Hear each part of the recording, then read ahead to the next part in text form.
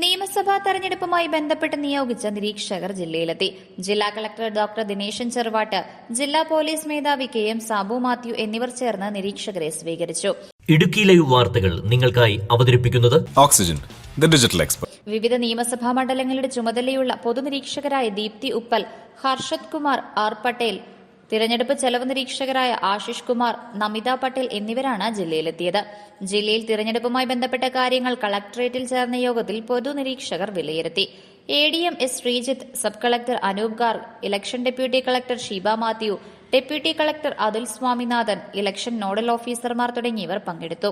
IAS ഉദ്യോഗസ്ഥരായ Deepthi ഉപ്പൽ, Harshad Kumar R Patel എന്നിവരാണ് ജില്ലയിലേക്ക് നിയോഗിച്ച പൊതുനിരീക്ഷകർ. IPS ഉദ്യോഗസ്ഥനായ പവൻകുമാറാണ് പോലീസ് ഒബ്സർവർ. IRS ഉദ്യോഗസ്ഥനായ ആഷിഖ് കുമാർ, നമിത പട്ടേൽ എന്നിവരാണ് ചെലവ് നിരീക്ഷകർ. പൊതുജനങ്ങൾക്ക് നേരിട്ടും ഫോൺ മുഖേനയും ഓഫീസ് സമയങ്ങളിൽ നിരീക്ഷകരെ ബന്ധപ്പെടാം. Idukki live news Kattappana.